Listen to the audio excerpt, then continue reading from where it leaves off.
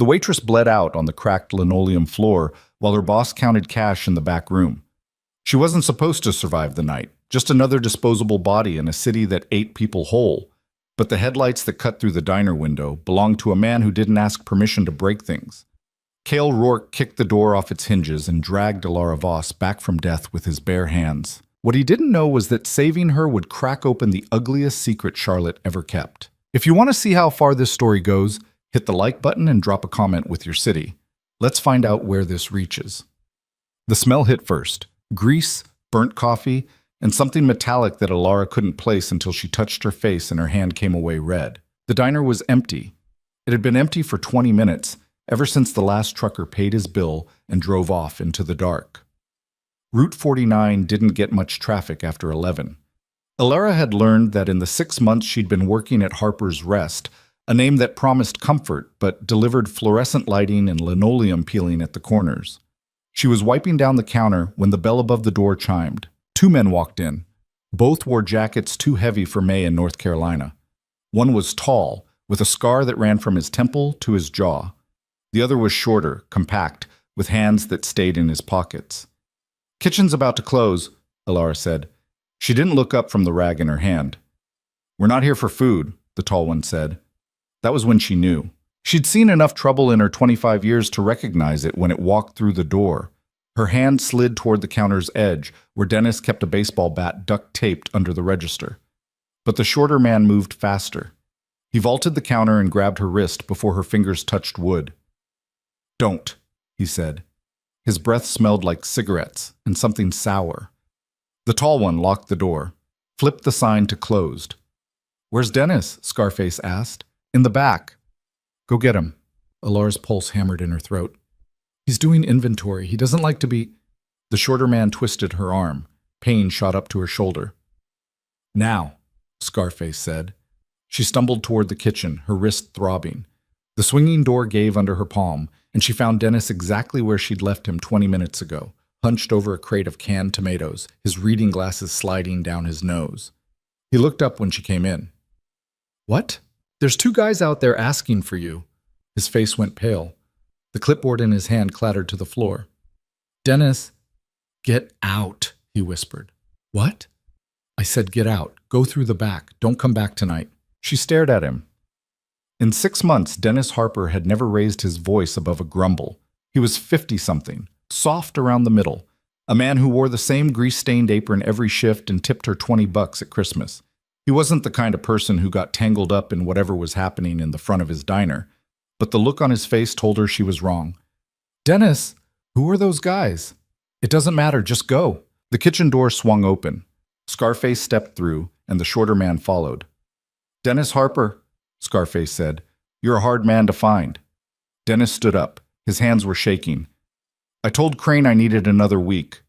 "Crane doesn't do extensions."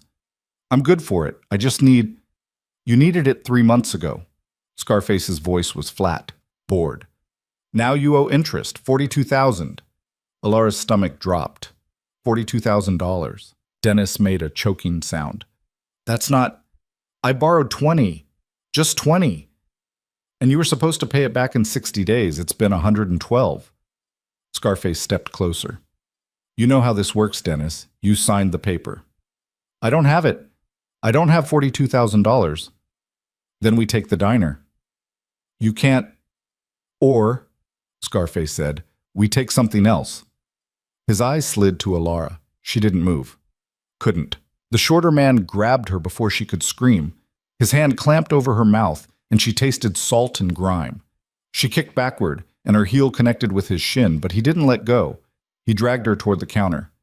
"Wait," Dennis said. His voice cracked. "Wait, don't— She's got nothing to do with this." Scarface ignored him. He walked to the register, popped it open, and pulled out the cash. $240. He pocketed it without counting. "Please," Dennis said, "please, I'll get you the money. Just leave her alone." "You had your chance." The shorter man shoved Alara to the floor. Her knees hit the tile hard enough to make her vision blur. She tried to scramble up, but Scarface kicked her in the ribs. The air punched out of her lungs. "Stop," Dennis said. He was crying now. "Stop. I'm begging you." Scarface hit him. Once, across the face. Dennis went down. Alara tried to crawl toward the door. The shorter man stomped on her hand. She heard something crack. After that, it was just pain. They didn't say anything while they did it. Scarface's boots were steel-toed, and he knew where to aim. Ribs, kidneys, the soft places that hurt worst. The shorter man held her down when she tried to cover her head. At some point, she stopped fighting. The diner spun around her, all harsh light and brown tile, and she thought about her brother, Silas. She hadn't seen him in 8 months. Not since he'd texted her from a number she didn't recognize and told her he was fine. He'd found work. Don't worry. She'd called back 100 times. The line was disconnected. She thought about him now, lying on the floor with blood pooling under her cheek. She wondered if he'd been scared, too. Then the men stopped. Scarface crouched down beside her. Tell Dennis this is what happens when you don't pay. She couldn't answer. Her mouth was full of copper. The bell above the door chimed. They left.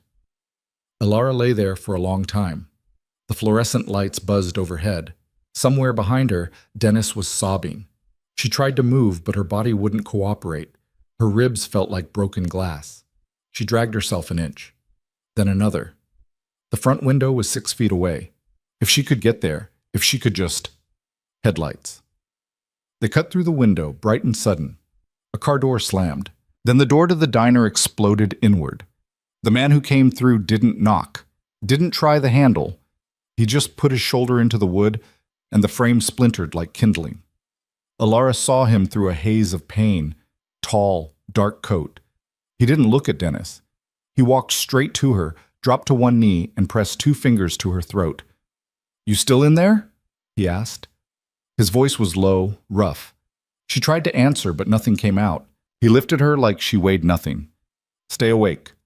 She didn't know him, didn't recognize the sharp angles of his face or the scar that ran through his left eyebrow. But when he carried her out of the diner and laid her in the back seat of a black Audi, she believed him. Who did this? He asked. She tried to answer. Her lips moved, but no sound came. Doesn't matter, he said. I'll find them. The last thing she saw before the world went dark was his face, half lit by the diner's neon sign. He didn't look afraid. He looked angry. Alara woke up in a bed that wasn't hers. The ceiling above her was white, clean.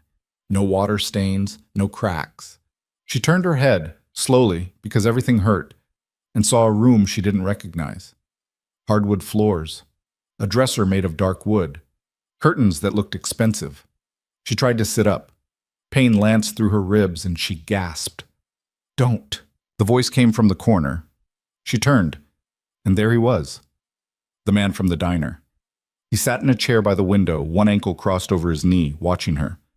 Where am I? She rasped. Somewhere safe. Who are you? Kyle Rourke. The name didn't mean anything to her. She tried to piece together what had happened.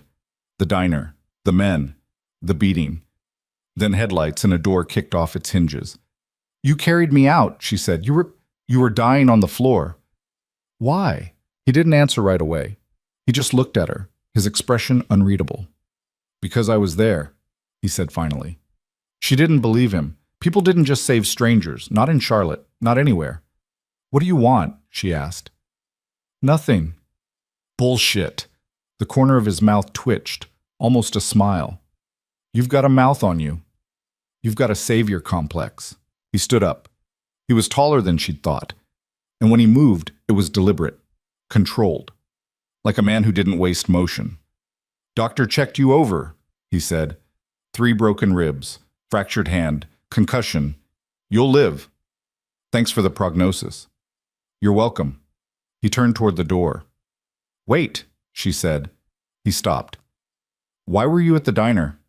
Wrong place, right time. That's not an answer. He looked back at her. His eyes were dark, unreadable. Get some rest. We'll talk when you're stronger. I don't need rest. I need answers. You need both. He left before she could argue. But then, she stayed in that room for 3 days. Cale didn't come back. A woman did, middle-aged, efficient, with a name Alara immediately forgot. She brought food, changed bandages, and didn't answer questions. By the 3rd day, Alara could sit up without feeling like her ribs were going to puncture her lungs. She got out of bed on the fourth morning. Her legs shook, but she made it to the door. It wasn't locked. She stepped into a hallway that looked like something out of a magazine. Clean lines, expensive art, floors so polished she could see her reflection. She followed the hallway to a staircase, descended slowly, one hand on the railing. At the bottom, she found a living room the size of her entire apartment. Floor-to-ceiling windows overlooked the city. She recognized the skyline. Charlotte, uptown. Cale was sitting on the couch, a laptop open in front of him. He glanced up when she appeared. "You're supposed to be resting," he said. "I'm supposed to be at work." "You don't work at Harper's Rest anymore." She stared at him. "What?" Dennis shut it down. "Sold the property yesterday." "He can't." "Did." Alara's hands curled into fists. Pain shot through her fractured fingers, but she didn't care. "That son of a bitch." Cale closed his laptop. "Sit down before you fall down." She didn't sit. She crossed the room, ignoring the way her ribs screamed, and stopped in front of him. "You know something," she said. "I know a lot of things. About Dennis, about what happened." He studied her for a long moment. Then he stood, walked to the window, and looked out at the city. "Dennis Harper borrowed $20,000 from a man named Terrence Crane," he said.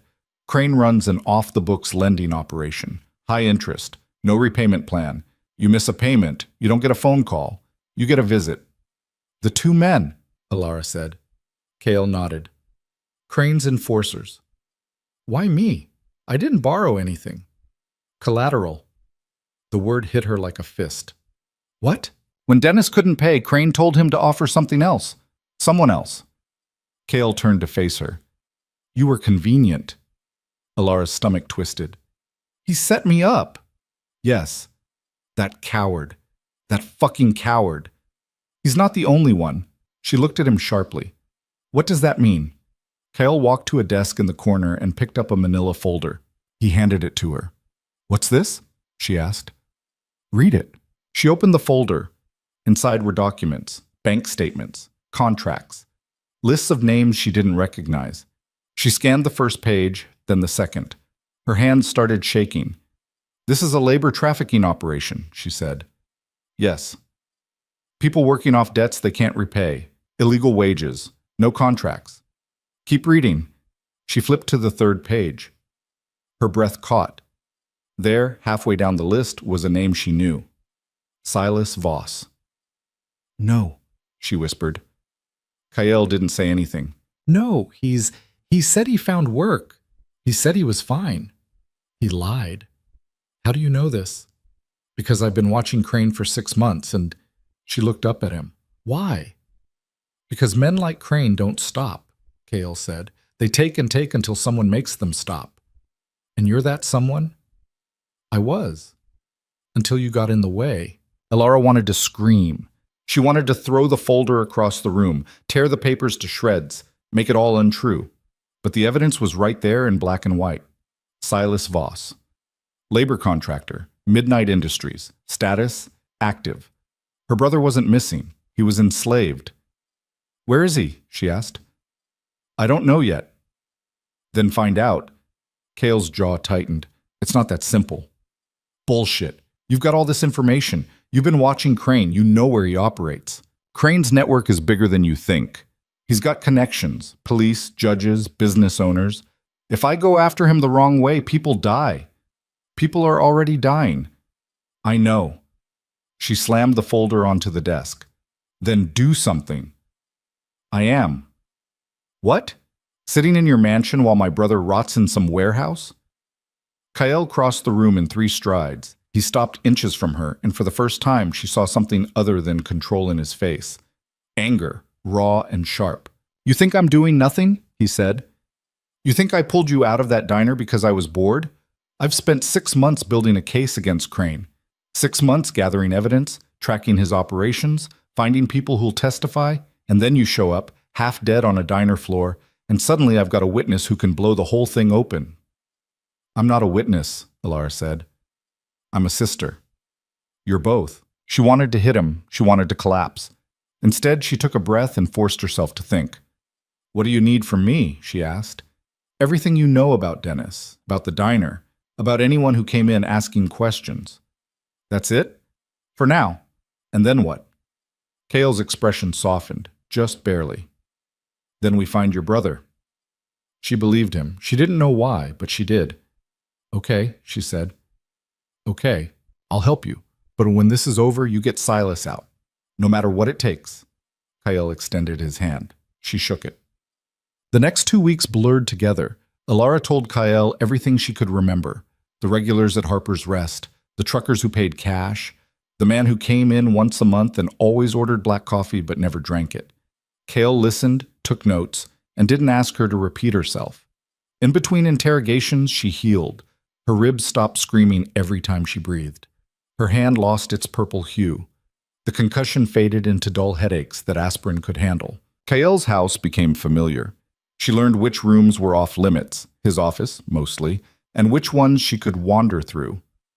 The kitchen, the library, the gym in the basement where she found him one morning, shirtless and running on a treadmill like a man being chased. She didn't ask about the scars, the one through his eyebrow, the others across his ribs and shoulders. They told a story she didn't need to hear. You ever going to tell me what you do? She asked one night. They were sitting in the living room. Kale had a glass of whiskey. Alara had water. What do you think I do? He asked. Something illegal.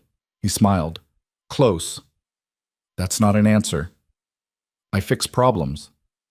What kind of problems? The kind that don't go away on their own. You're a criminal. I'm a lot of things. She leaned back against the couch. Why help me? Really? He took a sip of his drink. Because no one helped me when I needed it. That's vague. It's the truth. She let it go. Cale Rourke was a man built out of secrets, and she wasn't going to crack him open in one conversation. But she noticed things. The way he checked the locks every night. The way his phone never stopped buzzing. The way he looked at her sometimes like he was seeing someone else. On the 15th day, he came to her room with a laptop. We've got a location, he said. Alara sat up. Silas? Maybe. Crane's running a warehouse operation near the airport. Off the books. No permits, no inspections. My contact says they've got workers living on site. How many? 30, maybe more. We have to go. Not yet. Kyle, we go in blind, we get people killed, including your brother. She hated that he was right. What's the plan? She asked. Kale opened the laptop and turned it toward her. On the screen was a floor plan. A warehouse. 3 floors. Exits marked in red. We need proof, he said. Photos, testimony, something we can take to the authorities. The authorities won't do anything. You said Crane owns half the city.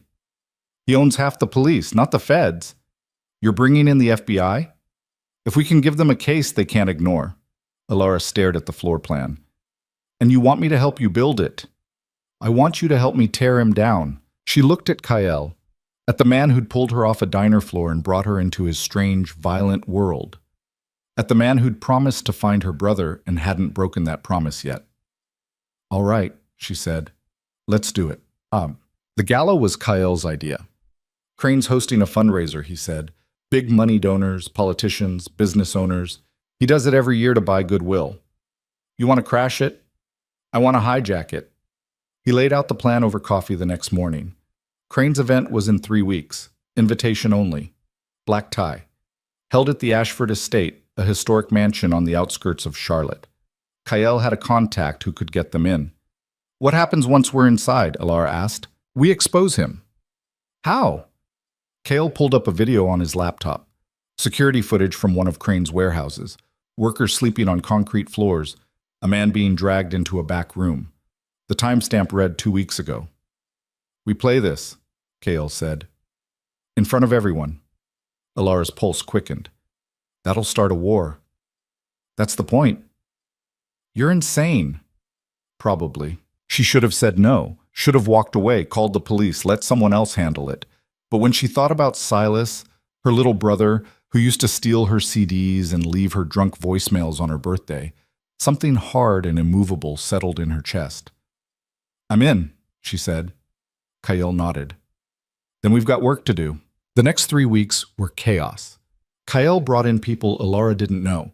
A hacker named Iris who could break into anything, a driver named Marcus who didn't ask questions, a woman named Sloane who looked like she'd killed someone before and wouldn't hesitate to do it again. They rehearsed, they planned, they argued about details until Ilara wanted to throw something. Kyle was meticulous, obsessive, the kind of man who planned for every contingency and then planned for the contingencies of the contingencies. "You're exhausting," Ilara told him one night. "You're reckless," he shot back. "Good thing we balance each other out." He didn't argue. The night before the gala, Ilara couldn't sleep. She stood in front of the mirror in her borrowed bedroom, staring at the woman looking back. She'd lost weight. Her cheekbones were sharper. There were shadows under her eyes that hadn't been there 6 months ago. She thought about the girl she used to be, the one who poured coffee and smiled at truckers, and believed that if she kept her head down and worked hard, everything would turn out okay. That girl was gone. The woman in the mirror was someone else, someone harder, someone who knew that the world didn't save you, you saved yourself. She touched the scar on her cheek, still pink and raised. A reminder. Tomorrow she'd walk into a room full of people who thought they were untouchable, and she'd prove them wrong. The dress arrived at noon. Ilara found it hanging on the back of her door, wrapped in plastic with a note pinned to the hanger. "Wear this. Don't argue. K." She pulled the plastic off and stared. The gown was midnight blue, almost black, with a neckline that would show the scar on her collarbone. No sleeves, fitted through the waist, then a skirt that would move when she walked. It was the kind of dress that cost more than she used to make in 3 months. She put it on because arguing with Kyle was like arguing with a brick wall, and she didn't have the energy. When she came downstairs, he was waiting in the foyer. He'd traded his usual dark jeans and jacket for a tuxedo that fit like it had been made for him. Probably had been. He looked her over once. "It fits." "That's all you're gonna say?" "What do you want me to say?" "Nothing. Forget it." Sloane appeared from the living room carrying a tablet. She was dressed in black, her hair pulled back tight. "We're on schedule. Marcus has the car ready. Iris is already at the estate setting up." "How's she getting in?" Ilara asked. "Catering company," Sloane said. "She's serving champagne tonight." Cale checked his watch. "We leave in 20. Ilara's stomach twisted. She'd been running on adrenaline for 3 weeks, but now that the moment was here, doubt crept in. What if this didn't work? What if Crane had security they hadn't accounted for? What if people got hurt? What if Silas wasn't even there? Cale must have seen something in her face because he crossed the room and stopped in front of her. "You can still back out," he said quietly. "I'm not backing out. Once we walk through those doors, there's no stopping this. I know." "Ilara," I said, "I know." She met his eyes. "I'm not the girl who got beat up in a diner anymore. I'm the one who's going to make them pay for it." Cale's jaw tightened. Then he nodded. "Let's go." The drive to the Ashford estate took 40 minutes.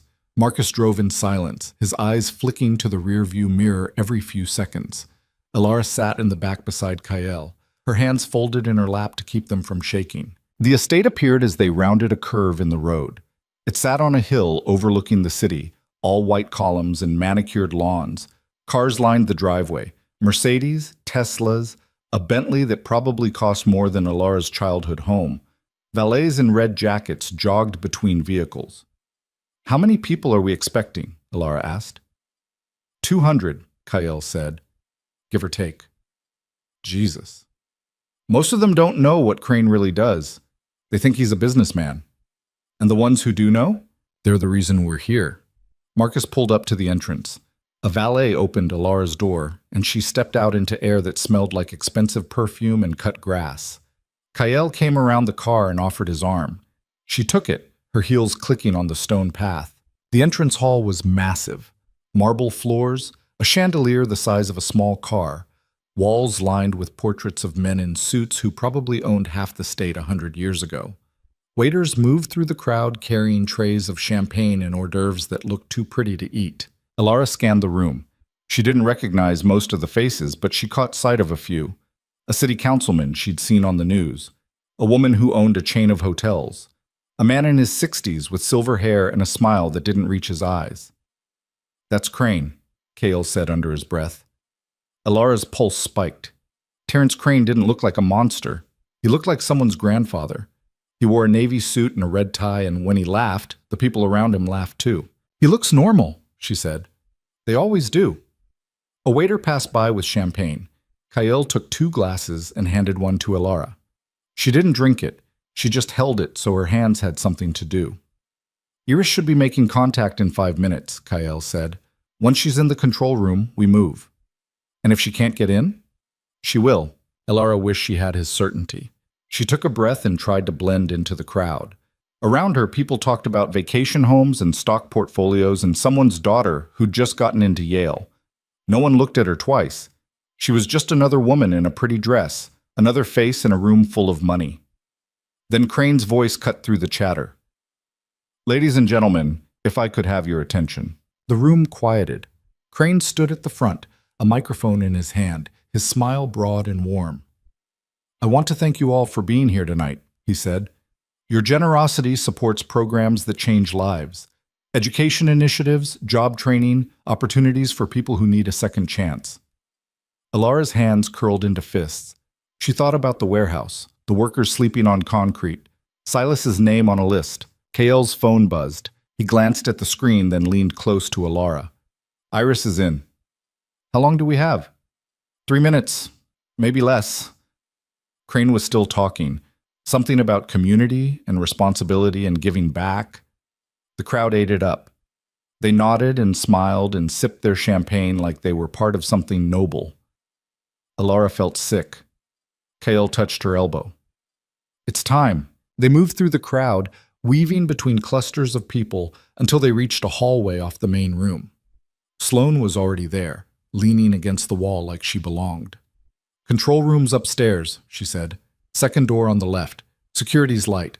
Iris took care of the cameras." "Any guards?" Kael asked. 2, both distracted. Kael nodded. "Stay here." "If anyone asks, we went to the bathroom." Sloane smirked. "Romantic."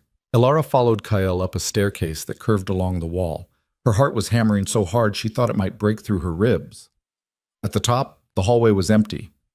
Kael moved fast, his steps silent on the carpet. He stopped at the second door, tested the handle. Locked. "Step back," he said. Before Alara could ask why, he kicked the door. The frame splintered and the door swung open. Inside, Iris sat at a desk surrounded by monitors. She looked up, her fingers still flying across a keyboard. "Took you long enough," she said. "We're on schedule," Kael said. "Barely." Iris hit a final key, then spun the chair around. "I've got access to the AV system. Video's queued up. You want it on the main screen or all of them?" "All of them," Kael said. Alara stepped closer. On one of the monitors, she could see the ballroom below. Crane was still talking. The crowd was still listening. "What happens when we do this?" she asked. "Chaos," Iris said. "The fun kind." "How long until someone shuts it down?" 30 seconds, maybe a minute if we're lucky. Kael looked at Alara. "You ready?" She thought about Silas, about Dennis, counting cash while she bled out, about every person in that room who thought they could buy their way out of guilt. "Do it," she said. Iris hit a button. For a moment, nothing happened. Then every screen in the ballroom flickered, the lights dimmed, and the video began to play. Alara couldn't see the screens from where she stood, but she heard the room go silent. Then someone gasped, then someone shouted. On the monitor, she watched Crane's face change. The smile disappeared. He turned toward the nearest screen, and even from this distance, Alara could see the color drain from his face. The video showed everything: the warehouse, the workers, the locked doors, a man being shoved into a van, another lying on the floor, bloodied and motionless. Text scrolled across the bottom: Midnight Industries, Crane Enterprises, labor trafficking, fraud, exploitation. "How long has it been?" Kael asked. Iris checked her watch. 20 seconds. The ballroom erupted. People were shouting now, some at Crane, some at each other. A woman in a green dress covered her mouth. A man in a tuxedo backed toward the exit. Crane grabbed the microphone. "This is a mistake. This footage is fabricated." But no one was listening. Security guards pushed through the crowd, trying to reach the screens. One of them grabbed a chair and smashed it into a monitor. Glass exploded, but the video kept playing on the others. "40 seconds," Iris said. Then the door behind them slammed open. Alara spun around. A man in a black suit stood in the doorway, his hand on his belt. "Security." "Step away from the equipment," he said.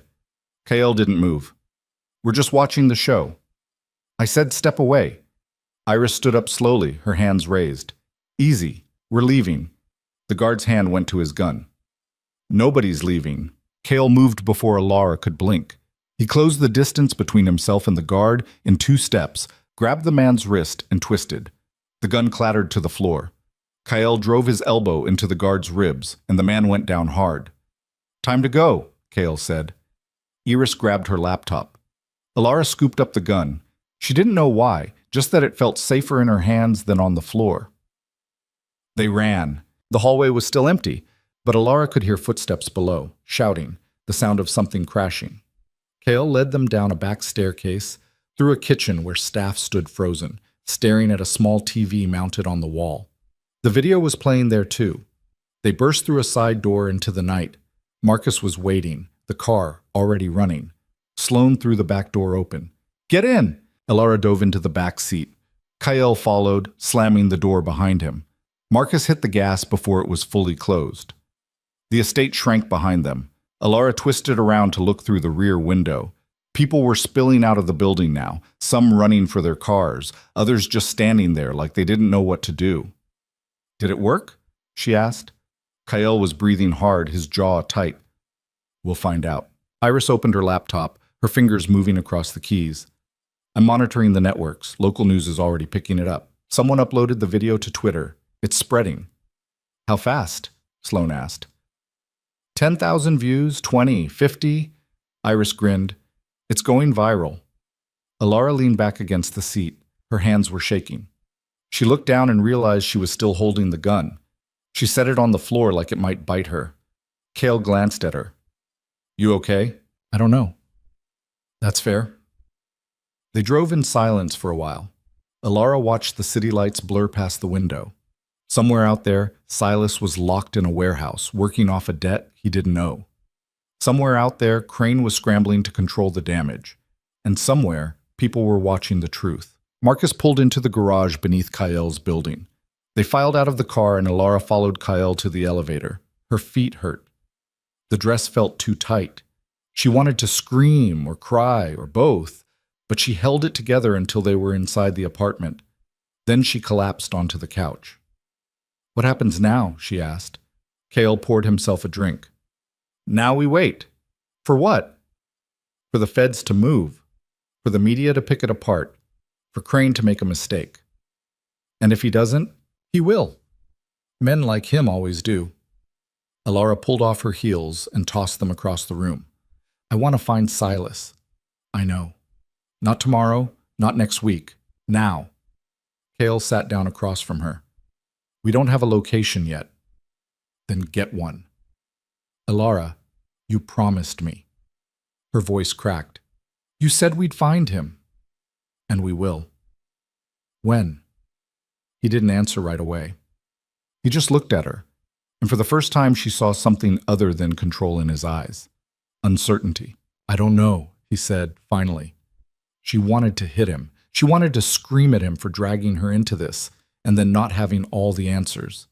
But she was too tired, too wrung out. "I'm going to bed," she said. Kael didn't stop her. She made it halfway to the stairs before her legs gave out. She sat down hard on the bottom step, her head in her hands. The adrenaline was gone, and all that was left was exhaustion and fear and the crushing weight of not knowing. Footsteps behind her. Kael sat down on the step beside her. He didn't say anything. He just sat there, close enough that she could feel the warmth of him. "I can't lose him," she whispered. "You won't." "You don't know that." "I do." She looked at him. "How?" "Because I'm not letting that happen." She wanted to believe him. She wanted to believe that this man who'd pulled her out of the dark could pull her brother out too. But belief was a luxury she couldn't afford. "Why do you care?" she asked. "Really, why does any of this matter to you?"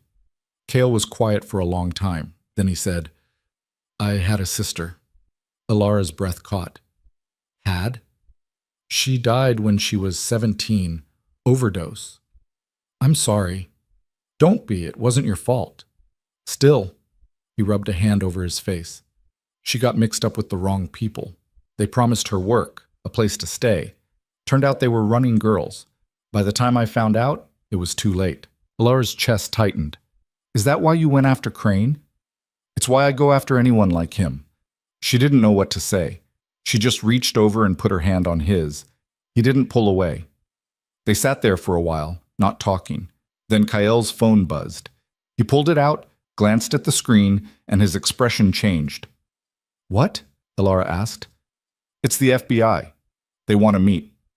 The meeting happened 2 days later. Kael drove them to a nondescript office building in downtown Charlotte. They took an elevator to the 8th floor where a woman in a gray suit was waiting. She introduced herself as Special Agent Dana Reyes. Thank you for coming, Reyes said. She led them to a conference room with a table, 4 chairs, and a window that overlooked the street. We've been reviewing the footage you released. And? Kael asked. It's compelling. We're opening a formal investigation into Terrence Crane and his associates. Alara leaned forward. How long will that take? Weeks, maybe months. Months? Reyes's expression didn't change. We need to build a case that'll hold up in court. That means interviews, warrants, coordination with local law enforcement. It takes time. People are dying, Alara said. I understand that. But if we move too fast, we risk losing everything. Kael's jaw tightened.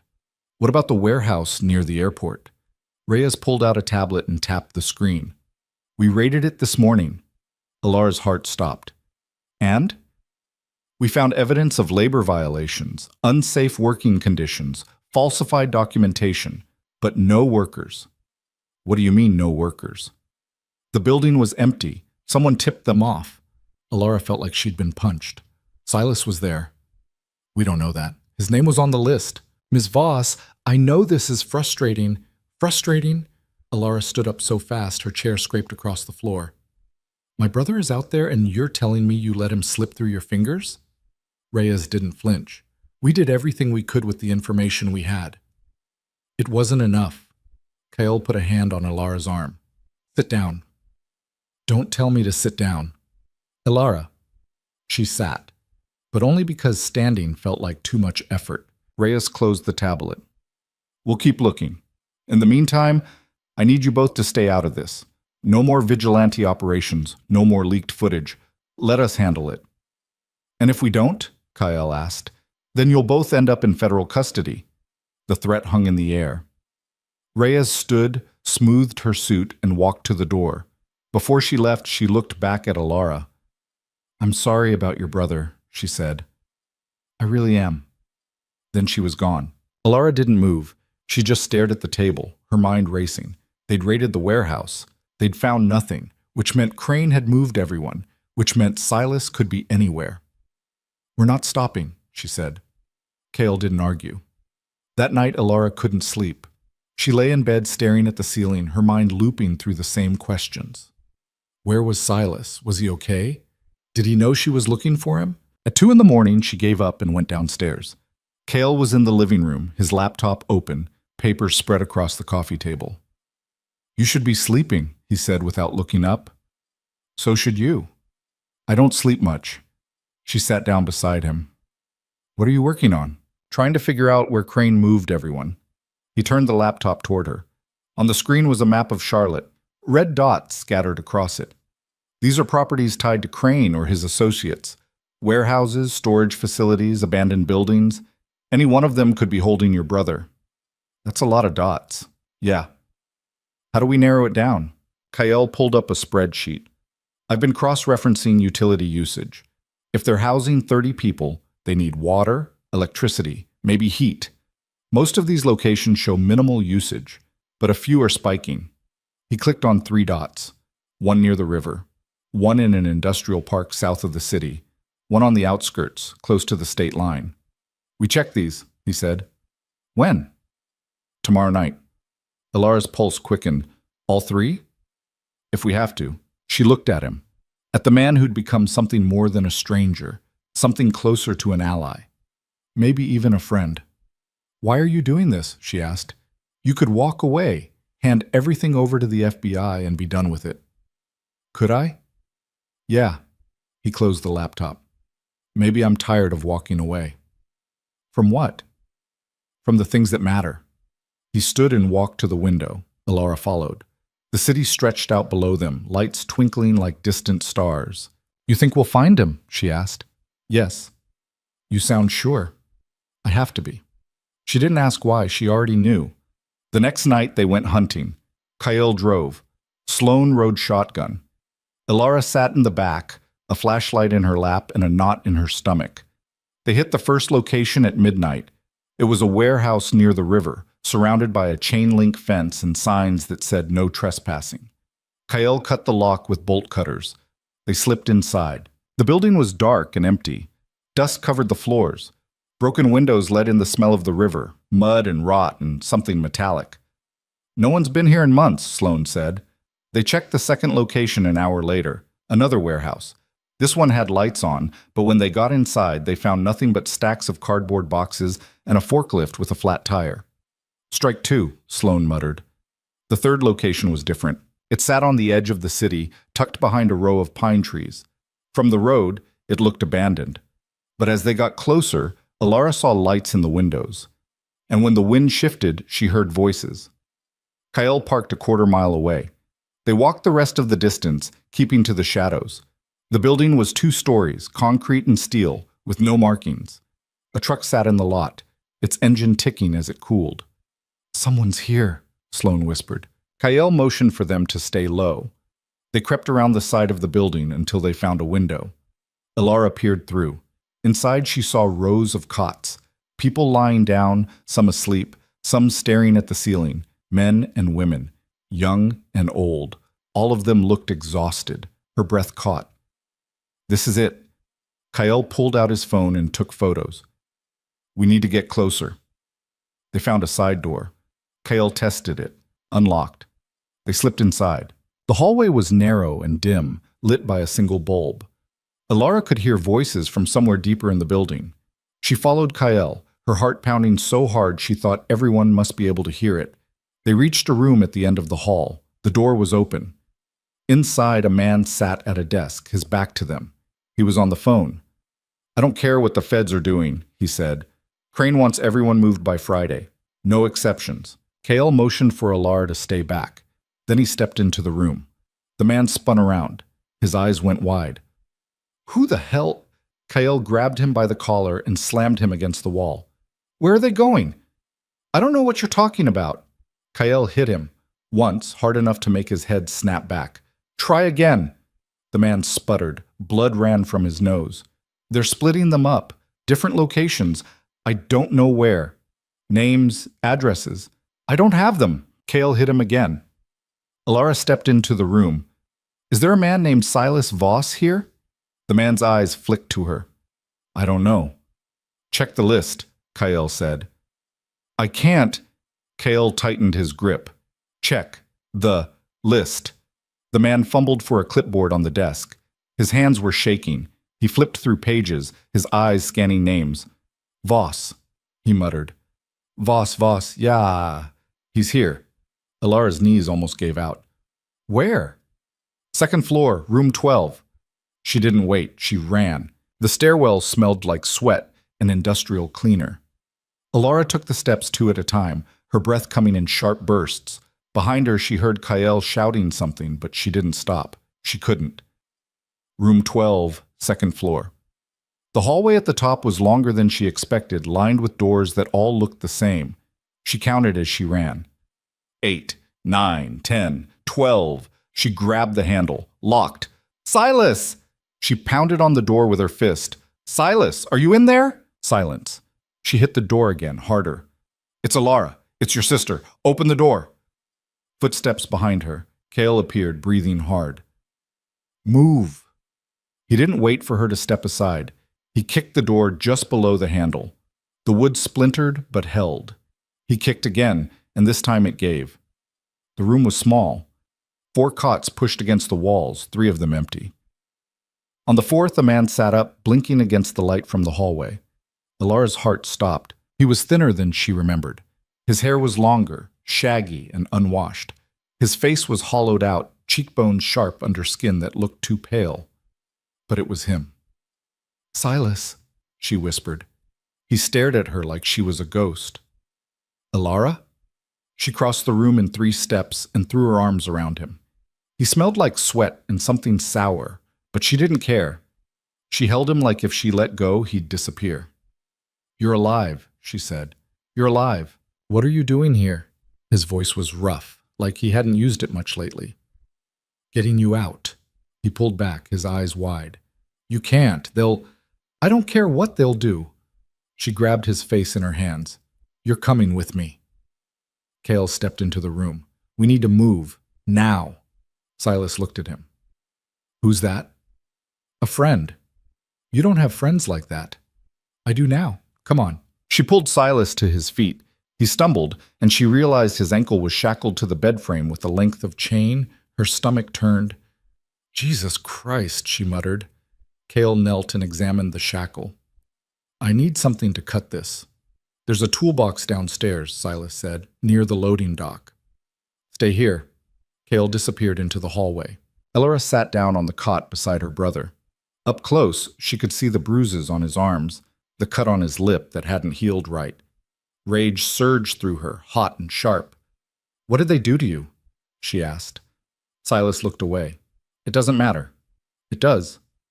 "Alara, tell me." He was quiet for a long moment. Then he said, "They picked me up outside Raleigh, said they had construction work, good pay, room and board. I thought it was legit." "When was this?" "Last year, October maybe." "You've been here for 8 months?" "Not here. They moved us around, different jobs, different sites. If you didn't work, they didn't feed you. If you tried to leave, they beat you."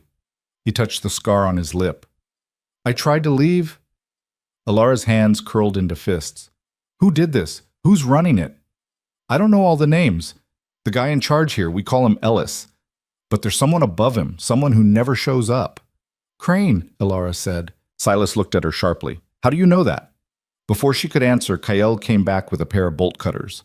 He crouched beside the bed and positioned the blades around the chain. "Hold still," he said.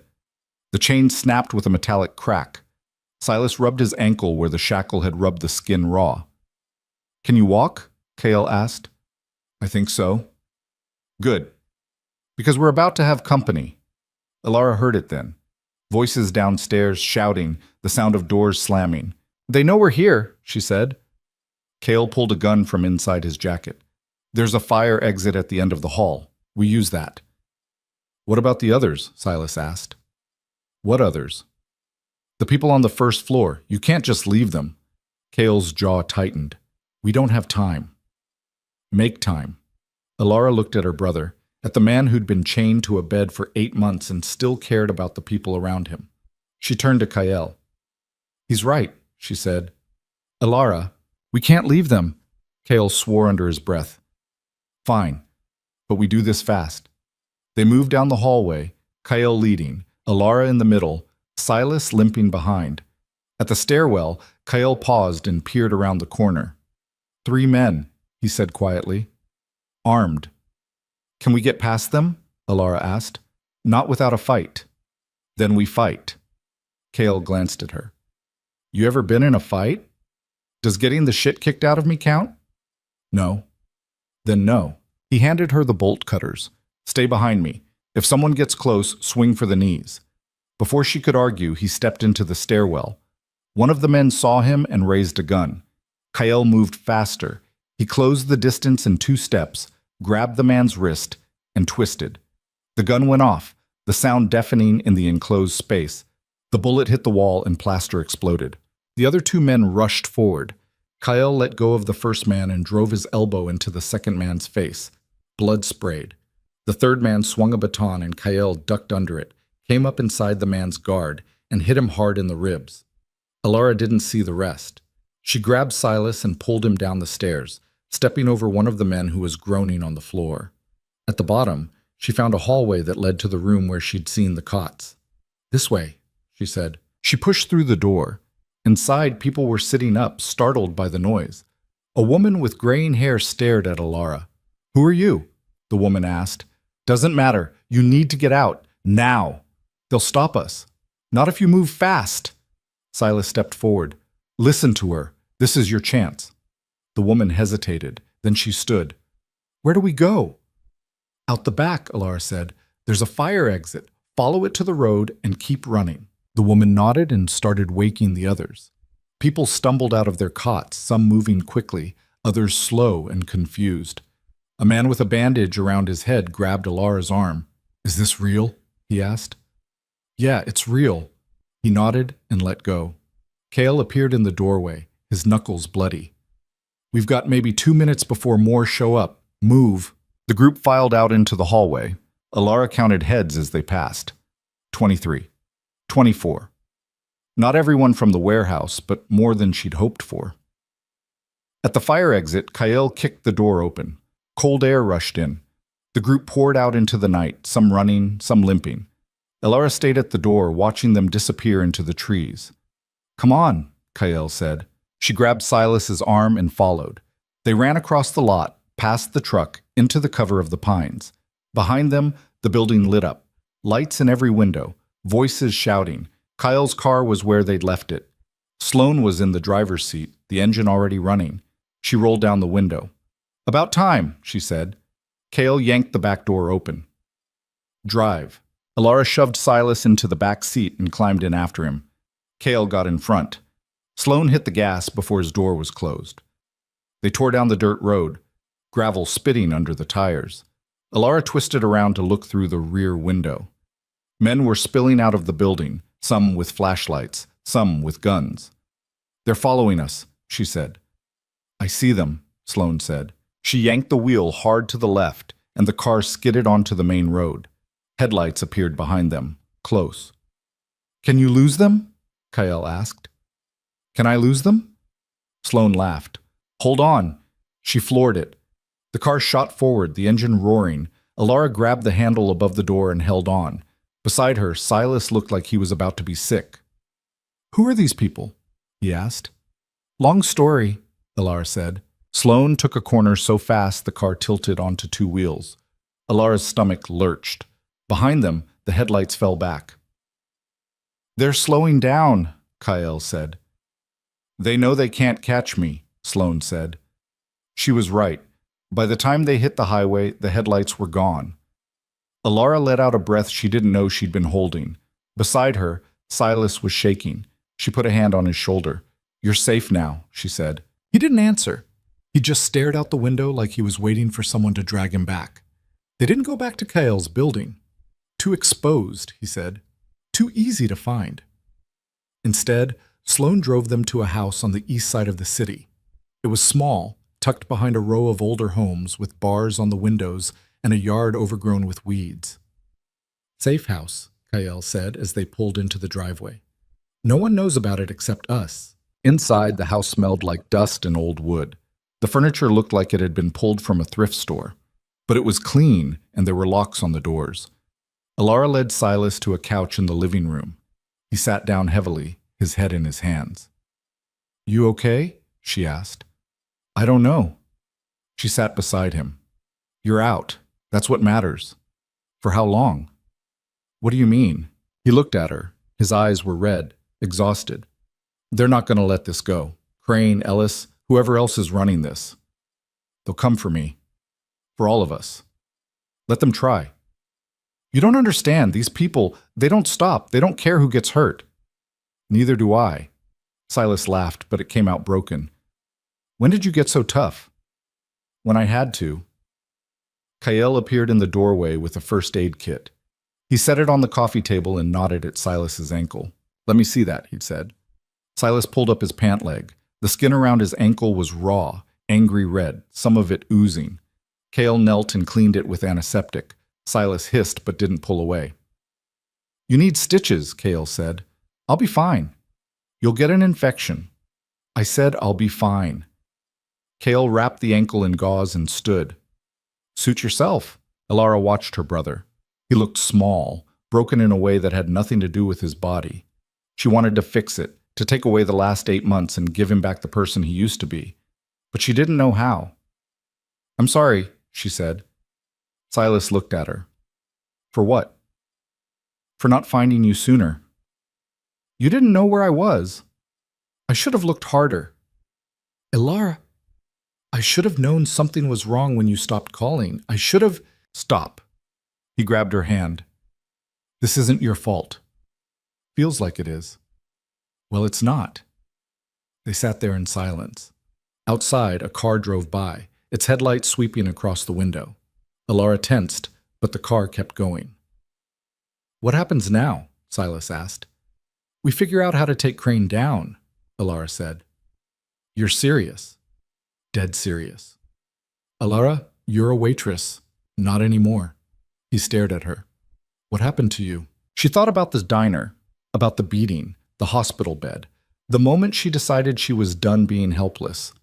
She thought about Kyle and the way he'd looked at her when she said she wanted to burn Crane's empire to the ground. I stopped waiting for someone to save me, she said. Silas didn't answer. He just squeezed her hand. The next morning, Elara woke to the smell of coffee. She found Kyle in the kitchen, leaning against the counter, a mug in his hand. He looked like he hadn't slept. Any word from the FBI? She asked. Reyes called an hour ago. They picked up 3 of Crane's guys overnight. Small fish, but they're talking. What are they saying? Enough to get warrants. They're hitting 2 more locations today. Elara poured herself coffee. And Crane? Still free, for now. She took a sip. The coffee was strong, bitter. It helped. How long until they arrest him? Depends on how fast they build the case. That's not an answer. It's the only one I've got. She set the mug down harder than she meant to. We can't just sit here and wait. What do you want to do? I want to finish this. Kael's eyes narrowed. Elara, he's got more people, more warehouses, more victims, and every day we wait, he's moving them around, covering his tracks. The FBI is handling it. The FBI let him slip through once already. So what's your plan? Walk into his office and shoot him? If I have to. Kael set his mug down and crossed the room. He stopped in front of her, close enough that she had to tilt her head to meet his eyes. You're not a killer, he said. You don't know what I am. Yeah, I do. You're someone who saves people, not someone who puts bullets in them. Maybe I'm both. He didn't answer. He just looked at her like he was trying to figure out if she meant it. You're angry, he said finally. I get it, but anger makes you sloppy. I'm not sloppy. You ran up those stairs last night without checking if anyone was waiting. You could have gotten yourself killed. But I didn't. This time. She shoved him, not hard, but enough to make him step back. Don't talk to me like I'm some kid who doesn't know what she's doing. Then stop acting like one. The words hit harder than a fist. Elara felt her face flush. She wanted to yell at him, to tell him he had no right to judge her. But the truth was, he did. He'd been doing this longer than she had. He knew the risks. What do you want me to do? She asked. I want you to trust me. I do trust you. Then let me handle Crane. No. Elara, he hurt my brother. He set me up. He's the reason I spent 2 weeks thinking Silas was dead. Her voice cracked. I'm not sitting on the sidelines while you take him down. Kyle studied her for a long moment. Then he sighed. Fine, but we do it my way. What's your way? Careful. She almost laughed. You kicked a door off its hinges last night. That was different. How? I knew what was on the other side. Before she could respond, Silas appeared in the doorway. He looked better than he had last night, cleaner at least, though his eyes still had that hollow look. Am I interrupting? He asked. No, Elara said. Kale grabbed his jacket off the back of a chair. I'm going out. Stay here. Don't open the door for anyone. Where are you going? Elara asked. To rattle a cage. He left before she could ask what that meant. Silas sat down at the kitchen table.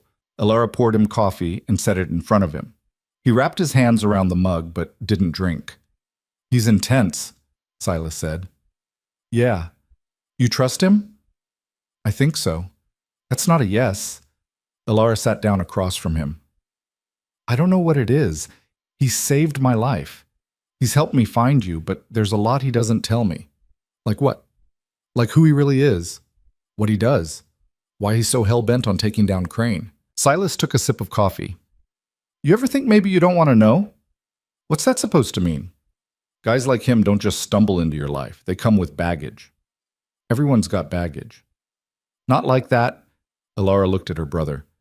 Since when are you the expert on dangerous men? Since I spent 8 months working for them. She didn't have an answer for that. They sat in silence for a while. Then Silas said, I heard what you said last night about taking Crane down. Yeah? You're serious about that? I am. Why? Because someone has to. That's not a reason. It's my reason. Silas leaned back in his chair. You know what they used to tell us in that warehouse? They said no one was coming for us, that we were invisible, that people like us didn't matter. Ilara's chest tightened. They were wrong. Were they? You found me because Kael gave you resources. But what about the others, the ones who don't have someone looking for them? We got them out. 24 people out of how many? 100? 200? He rubbed his face. I'm grateful, Ilara. I am, but this thing is bigger than you think. I know it's big. Then you know you can't win. She looked at him, at the exhaustion in his eyes, the way his shoulders sagged like he was carrying something too heavy. She wanted to tell him he was wrong, that they could win, that Crane and everyone like him would pay for what they'd done. But she didn't know if that was true. Maybe I can't, she said, but I have to try. Kael came back 3 hours later. He looked wired, his jaw tight, his movements sharp. We've got a problem, he said. Ilara stood up from the couch. What kind of problem? Crane knows you're involved. Her stomach dropped. How? Someone talked. One of the guys the FBI picked up. He gave them your name. Shit. Yeah. Silas appeared in the doorway. What does that mean? It means she's a target, Kael said. Crane doesn't let loose ends walk around. Ilara's pulse spiked. What do we do? You disappear, both of you. No. Ilara I said no, I'm not running. Kael crossed the room and grabbed her by the shoulders. Listen to me. Crane has people everywhere. Police, private security, mercenaries if he needs them. If he wants you dead, you will be. Then we go after him first. With what? You think the FBI is going to hand you a gun and wish you luck? I don't need the FBI. You need someone. And right now you've got me. But I can't protect you if you won't listen. She pulled away from him. I don't need protection. I need answers. Where is he, Wad? Kael hesitated. Where is he? She repeated. He's holed up in a penthouse downtown, 24th floor, security everywhere. Then we find a way in. It's a fortress. I don't care. Kael stared at her. Then he shook his head. You're out of your mind. Probably. This isn't a game, Ilara. People die doing what you're talking about. People are already dying. She stepped closer to him. You told me once that men like Crane don't stop until someone makes them. So let's make him. Kael was quiet for a long moment. Then he said, if we do this, it's all or nothing. No halfway. No changing your mind once we're in. I won't. You say that now. I mean it. He looked at her like he was trying to see through her, to figure out if she was serious or just running on rage and adrenaline. Finally, he nodded. All right, he said, but we need help. From who? Everyone we've got. By nightfall, the safe house was full. Sloane arrived first, carrying a duffel bag that clinked when she set it down. Iris came next, her laptop under one arm and an energy drink in her hand. Marcus showed up last, quiet as always, his eyes scanning the street before he stepped inside. Kael spread a blueprint across the kitchen table. It showed the layout of Crane's building, 24 floors, 2 stairwells, a service elevator that required a key card. Security's tight, Kael said. Cameras on every floor, guards at the entrance and in the lobby. Crane's got a private elevator that only goes to his penthouse. How do we get in? Ilara asked. We don't, not through the front. Not. Iris leaned over the blueprint. There's a maintenance access on the roof. Connects to the HVAC system. If I can hack the building's security, we can get in that way. How long will that take? Sloane asked. 10 minutes, maybe less. And once we're in? Ilara asked. Kael tapped the blueprint. We go straight to Crane. No detours, no distractions. What if he's not there? Silas asked. He's there. I've been watching his movements for 3 days. He doesn't leave. Marcus spoke for the first time. What's the exit strategy? Same way we came in. That's not a strategy. That's a prayer. Cale's jaw tightened. You got a better idea? Marcus didn't answer. Ilara looked around the table. At Sloane, who looked like she was already planning which bones to break. At Iris, who was typing something on her laptop without looking up. At Marcus, stone-faced and unreadable. At Kyle, whose eyes met hers across the table. This is insane, she said. Yeah, Cale said, it is. When do we go? Tonight. They left at midnight. 2 cars. Kyle drove the first with Ilara in the passenger seat and Iris in the back. Marcus took the second with Sloane riding shotgun. Silas stayed at the safe house. He'd argued about it for 20 minutes until Ilara told him she couldn't do this if she was worried about him getting killed. You just got out, she'd said. Don't make me lose you again. He hadn't fought after that. Now Ilara watched the city slide past the window, her hands folded in her lap to keep them from shaking. Kyle hadn't said much since they left. He just drove, his eyes flicking between the road and the rear-view mirror. You scared? He asked. Yeah. Good. Means you're paying attention. You ever done anything like this before? Breaking into a building to confront a crime lord? He almost smiled. Once or twice. How'd it go? I'm still here. That wasn't the reassurance she'd hoped for. They parked 3 blocks from Crane's building in a lot that charged by the hour. Marcus pulled in beside them. Everyone got out, and Kyle popped the trunk. Inside were vests, flashlights, and 2 handguns. Ilara stared at the guns. I don't know how to use one of those. Then don't touch them, Kyle said. He handed one to Sloane and kept the other for himself. Iris pulled out her laptop and a small black box with wires sticking out of it. I can kill the cameras from here, but I need to be within range of their network. How close? Marcus asked. 200 feet? That's the lobby. I know. Cale checked his watch. We've got a 30-minute window before the next security shift change. After that, they'll notice something's off. 30 minutes to get in, find Crane, and get out, Sloane said. No problem. You're insane, Marcus muttered. You're just figuring that out? They moved through the streets like shadows. The downtown area was quiet at this hour. A few cars passed, headlights sweeping over them, but no one stopped. Crane's building loomed ahead, all glass and steel, lit up like a beacon. Kyle led them down an alley that ran along the side of the building. At the end was a service door marked Authorized Personnel Only. Sloane pulled a crowbar from her bag and jammed it into the frame. The lock popped with a metallic snap. Inside was a narrow hallway that smelled like bleach. Fluorescent lights buzzed overhead. Iris opened her laptop and started typing. I'm in their system, she said.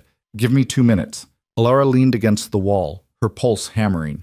She could hear footsteps somewhere above them. Voices. The hum of machinery. Cameras are looping, Iris said. You're clear. Cale motioned for them to follow. They climbed a stairwell that wound up through the building. Ilara counted floors as they went. 8, 12, 16. Her legs burned, but she didn't slow down. At the 20th floor, Kyle stopped.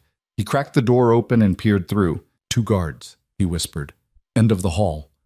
Can we go around them? Ilara asked. Not without them seeing us. Sloane pushed past him. I've got this. Before anyone could stop her, she stepped into the hallway. Ilara heard her voice, sweet and apologetic. Excuse me? I think I'm lost. This isn't the parking garage, is it? One of the guards walked toward her. Ma'am, you're not supposed to be here. I know. I'm so sorry. My friend said the elevator on the left, but I think I got turned around. The guard reached for her arm. Sloane grabbed his wrist, twisted, and drove her knee into his stomach. He doubled over, and she slammed his head into the wall. He dropped. The second guard went for his radio. Cale was already moving. He closed the distance before the guard could speak, grabbed the radio, and yanked it out of the man's hand. The guard swung a punch, but Kyle ducked under it and hit him twice, ribs, then jaw. The guard went down hard. Clear, Cale said. They dragged the bodies into a janitor's closet and kept moving. At the end of the hall was a service elevator. Iris pulled out the black box and connected it to the panel beside the doors. This'll take a minute, she said. Ilara glanced back down the hall. Empty. But she could hear sounds from the floors below, doors opening, voices. "We're running out of time," she said. "I know," Iris muttered. Her fingers flew across the keys. Come on, got it." The elevator doors slid open. They piled inside and Iris hit the button for the 24th floor. The elevator lurched upward. Alara's stomach twisted. She looked at Kyle. "What's the plan when we get up there?" "Find Crane. Make him talk." "And if he doesn't?" "He will." The doors opened onto a hallway that looked nothing like the rest of the building. The floors were polished hardwood. The walls were lined with art that probably cost more than Alara would make in a lifetime. At the end of the hall was a set of double doors. Kale walked toward them. Alara followed, her heart pounding so hard she thought it might crack a rib. Marcus and Sloane flanked them. Iris stayed by the elevator, her laptop open. Kyle didn't knock. He just pushed the doors open. The penthouse was massive. Floor-to-ceiling windows overlooked the city. Leather furniture, a bar in the corner, a chandelier that looked like it belonged in a museum.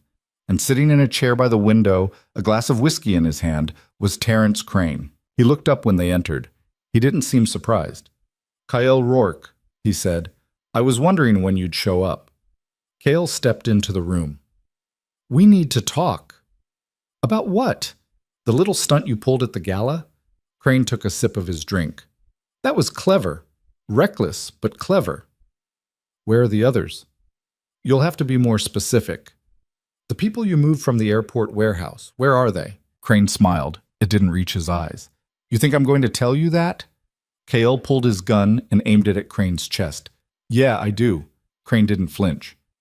"You're not going to shoot me. Try me. If you were going to kill me, you would have done it already." Crane set his glass down and stood. "You're not a killer, Rourke. You're a fixer. You clean up messes, but you don't make them. Things change. Not that much." Alara stepped forward. "You set me up." Crane's eyes slid to her. "I don't know you." "Dennis Harper's diner. 2 men came in and beat me half to death. You sent them." Recognition flickered across Crane's face. "Ah, the Waitress. I heard you survived." "Yeah, I did." "Good for you." "Where's my brother?" "I don't keep track of individual workers. That's middle management."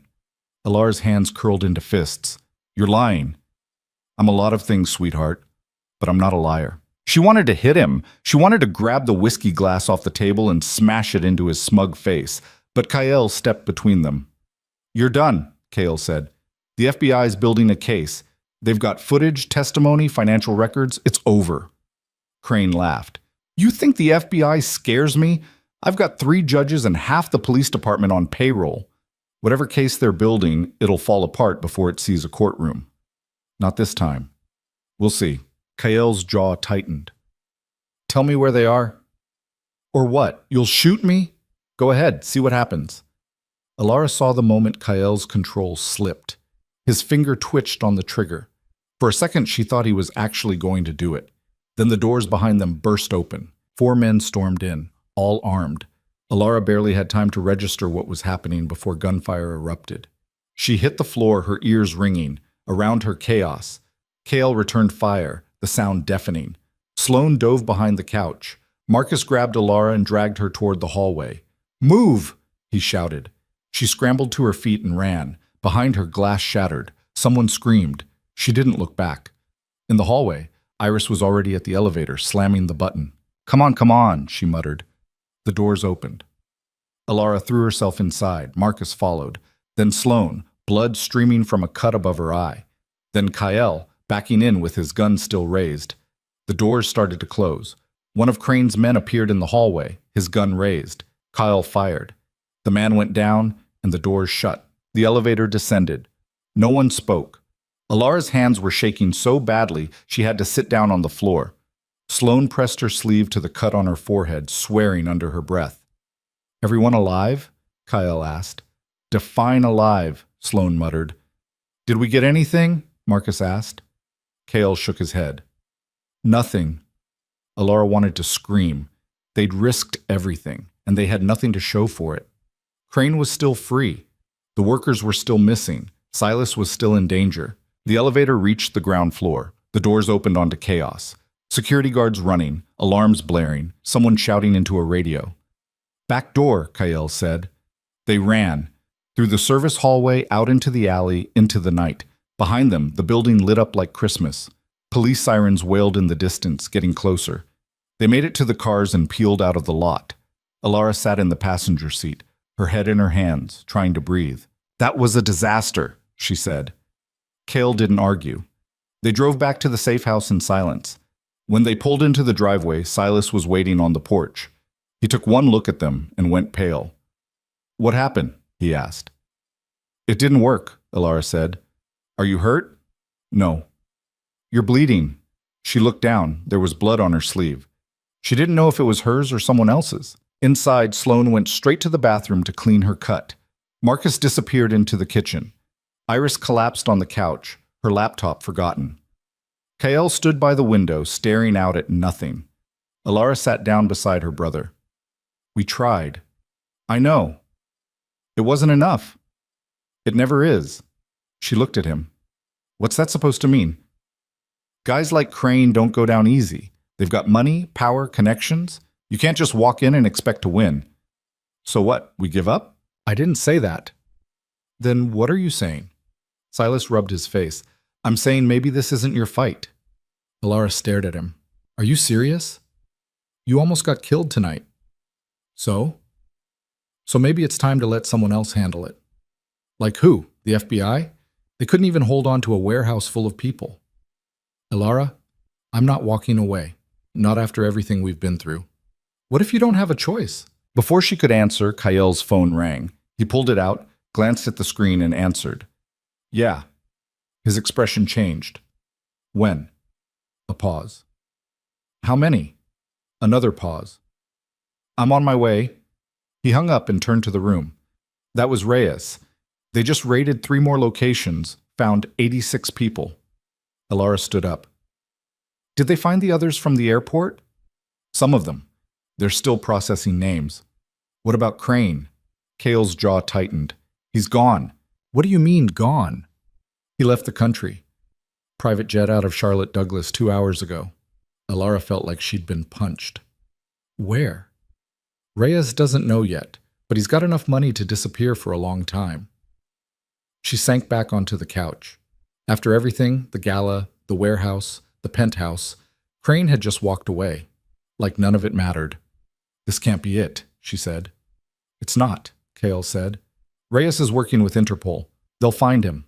And how long will that take? I don't know. Months? Years? He didn't answer.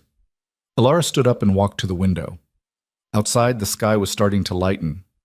Dawn. A new day. She thought about all the people still trapped in Crane's system, the ones the FBI hadn't found, the ones who were being moved right now to new locations, new cities, new hells. I want to see them, she said. Kael looked at her. Who? The people they found, the 86. Why? Because I need to know if this meant something. Reyes met them at a processing center downtown. It was a nondescript building with no sign, just a number on the door. Inside, the air smelled like coffee and sweat. People filled the hallways, some wrapped in blankets, some being interviewed by agents, some just sitting and staring at nothing. Reyes appeared from an office, looking as tired as Alara felt. Thanks for coming, she said. How are they? Alara asked. Traumatized. Malnourished. Some of them haven't seen a doctor in months. Reyes gestured down the hall. We're getting them medical care, interviewing the ones who are able to talk. It's going to take time. Can I see them? Reyes hesitated. Are you sure? Yes. She led Alara to a large room that had been set up with cots and folding chairs. People filled the space. Men and women, young and old. Some were sleeping. Others talked quietly among themselves. A few sat alone staring at the floor. Alara walked through the room slowly. She saw a woman holding a little girl who couldn't have been more than 5. A man with bandages wrapped around his hands. An elderly woman who looked like she'd aged 100 years. Then she saw a face she recognized. The woman from the warehouse. The one with graying hair who'd asked where to go. The woman looked up and met Ilara's eyes. Recognition flickered across her face. She stood and crossed the room. You came back, the woman said. Yeah, I didn't think you would. Why? Because people like you don't usually come back. Alara didn't know what to say to that. She just stood there, feeling the weight of everything that had happened. What's your name? She asked. Rita. I'm Alara. Rita nodded, then she reached out and took Alara's hand. Thank you. For what? For giving us a chance. Alara's throat tightened. She wanted to say it wasn't enough, that Crane was still out there, that more people were still trapped, but Rita was looking at her like she'd done something that mattered. You're welcome, she said. Rita squeezed her hand and let go.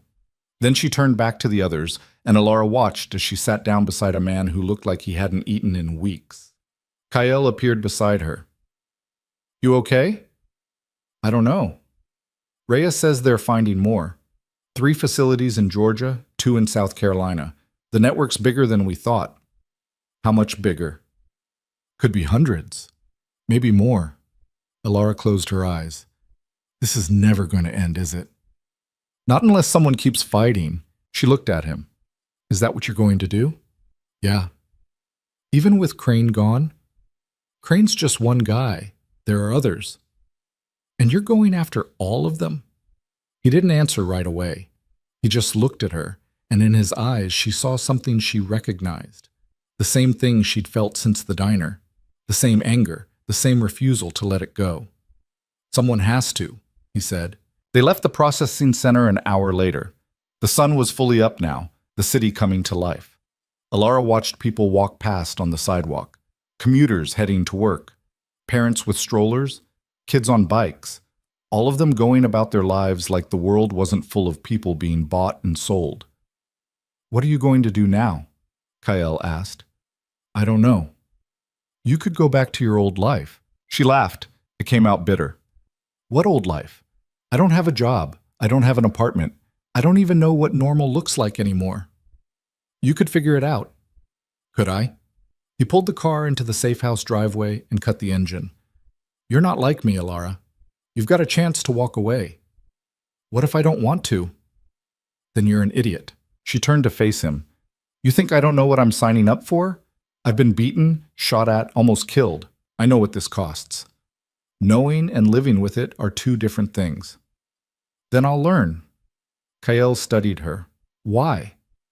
Because I can't go back to being the person I was, the one who kept her head down and hoped things would get better. That person's dead. And who are you now? She thought about it.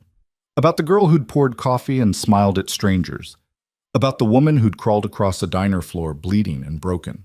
About the person she'd become in the weeks since, someone harder, angrier, someone who looked at injustice and didn't flinch. I'm someone who fights back, she said. Cale nodded slowly. All right then. All right what? All right, let's do it. Do what? Finish what we started. Inside, Silas was sitting at the kitchen table, a cup of coffee in front of him. He looked up when they walked in.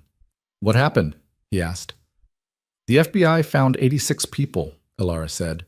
Crane's gone. Flew out of the country. Silas's face fell.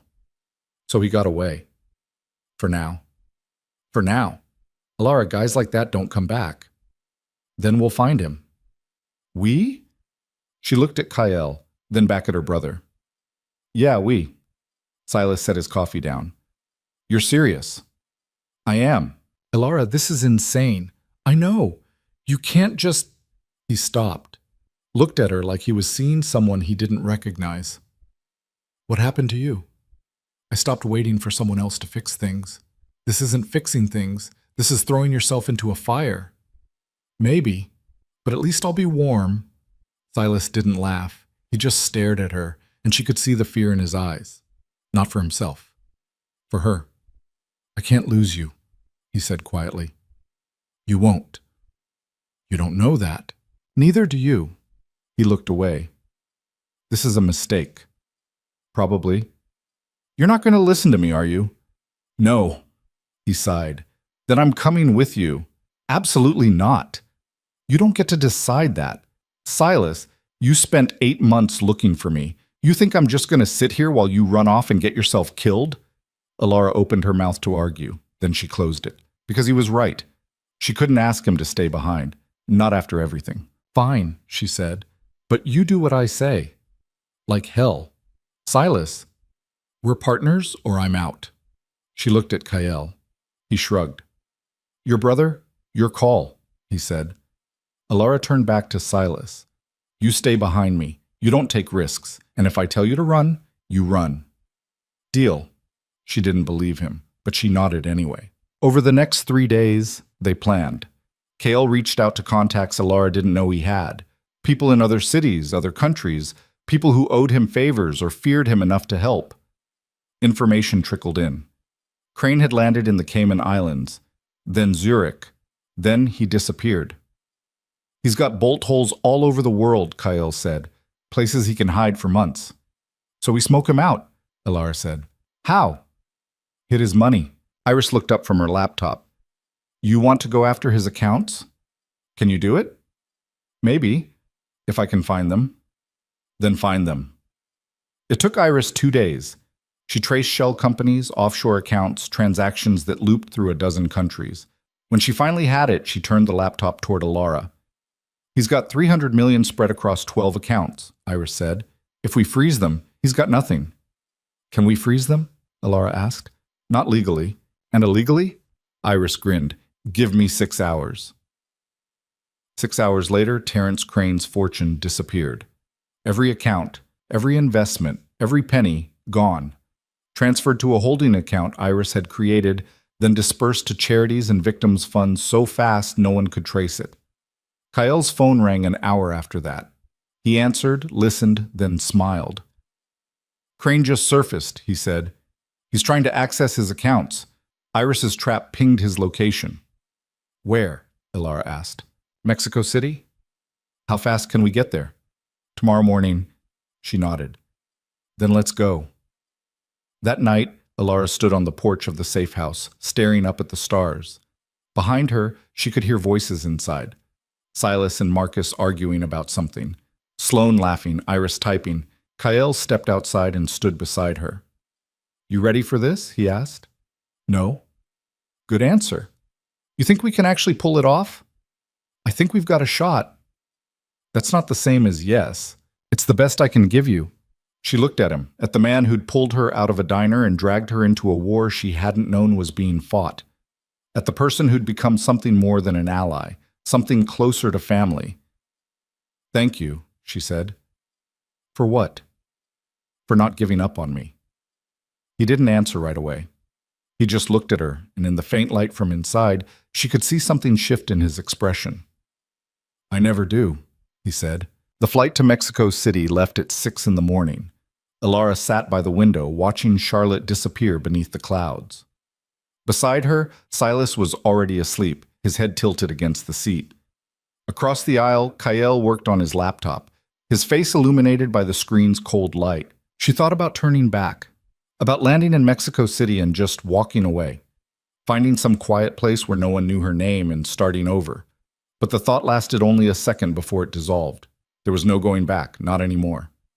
Kale glanced up and caught her staring. Second thoughts? He asked. Third or fourth, actually. You can still walk away. You keep saying that. Because it's true. She shook her head.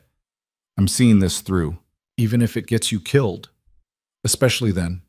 He studied her for a moment, then went back to his laptop. But she saw the corner of his mouth twitch. Almost a smile. They landed just after noon. The heat hit Alara the moment she stepped off the plane, thick and humid, pressing against her skin like a wet blanket. Mexico City sprawled in every direction, a massive tangle of buildings and highways and noise. A car was waiting for them. Black SUV, tinted windows. The driver didn't speak, just loaded their bags and pulled into traffic. Alara watched the city blur past.